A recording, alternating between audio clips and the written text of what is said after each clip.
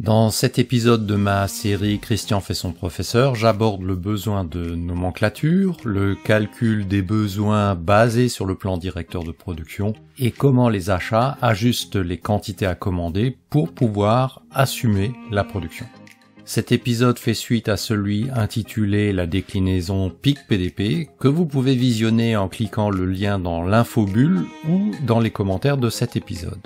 Pour celles et ceux qui ne me connaissent pas encore, je suis Christian Aumann, cadre opérationnel de l'industrie passé au conseil, auteur, blogueur et youtubeur.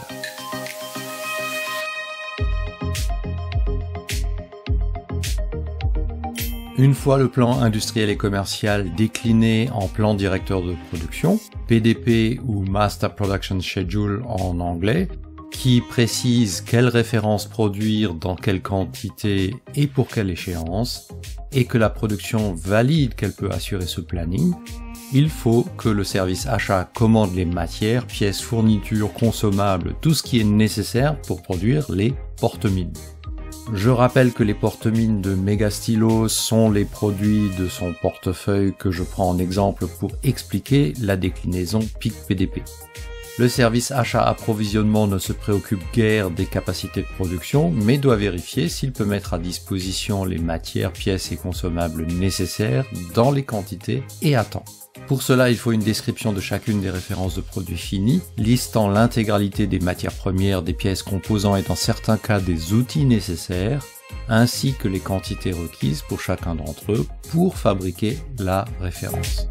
C'est la nomenclature Bill of Materials ou BOM en anglais.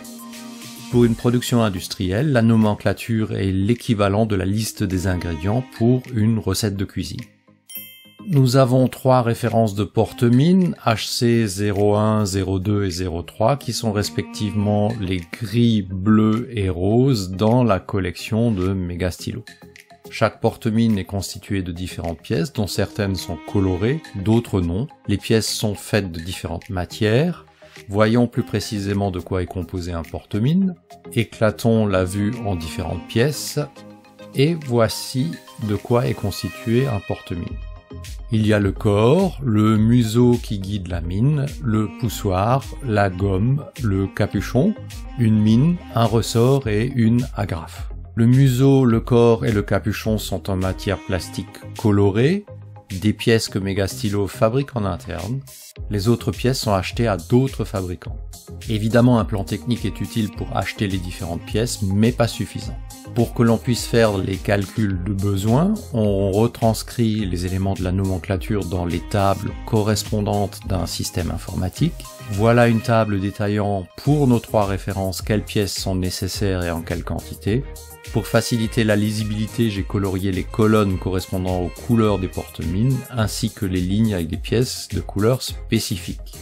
On voit qu'un suffixe représentatif de la couleur a été ajouté à la référence de ces pièces, ce qui est un moyen d'aider à repérer les pièces spécifiques et à comprendre quelle est leur couleur. Pour chaque référence de pièce, on voit combien il en faut pour chacune des références de produits finis, les porte-mines.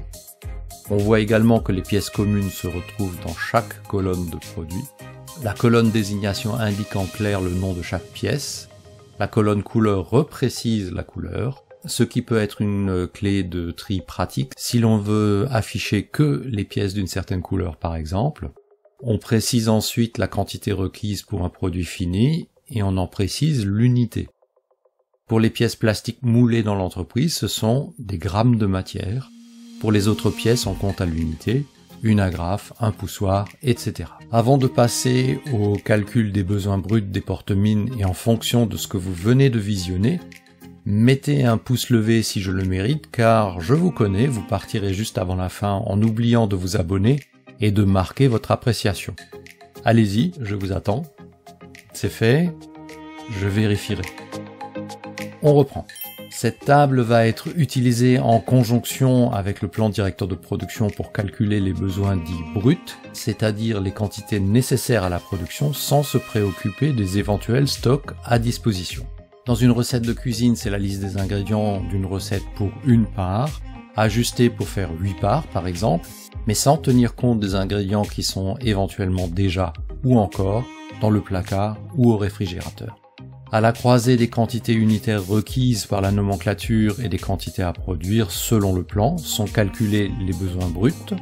Ils sont calculés par mois sur une période de 12 mois. C'est l'approche de Megastylo dont les acheteurs vont pouvoir négocier les prix selon les quantités globales, ainsi que vérifier auprès de leurs fournisseurs que ces derniers peuvent bien livrer les quantités demandées au bon moment. Pour nos matières plastiques, on sait par expérience chez Megastylo qu'il faut un peu plus de matière que ce qui est prescrit dans la nomenclature, parce qu'il y a des pertes par les bavures, les pièces d'essai, les pièces mal moulées, etc. Pour chaque couleur, on corrige le besoin d'un coefficient qui augmente la quantité à commander. Les granulés de plastique gris dont il faut, selon la nomenclature et le plan de production, 30,24 kg, sont corrigés d'un coefficient 101 ou 1.01 pour amener la commande à 30 kg et 54 g.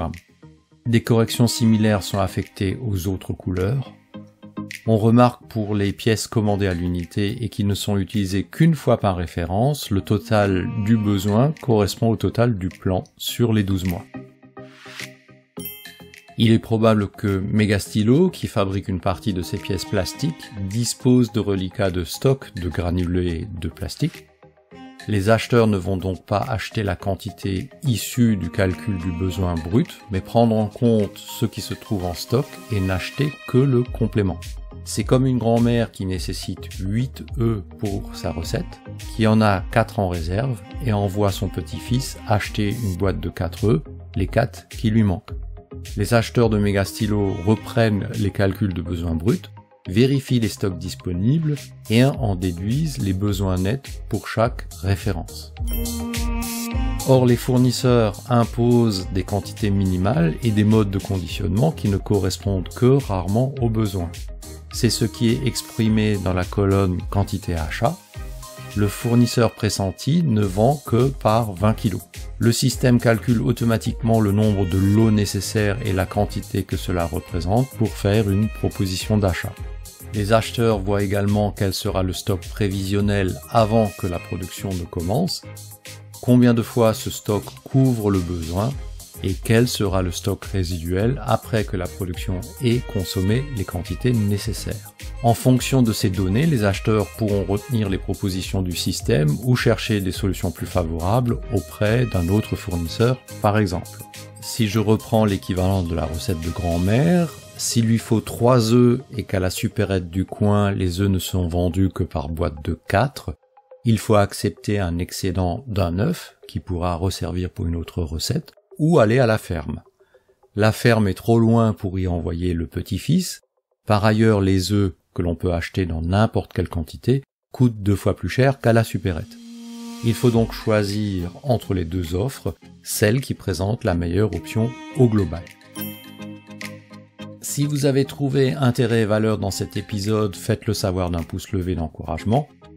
Aidez-moi à faire connaître cette chaîne en partageant mes vidéos.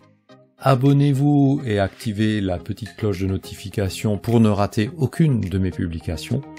Je vous dis à bientôt sur l'un de mes médias.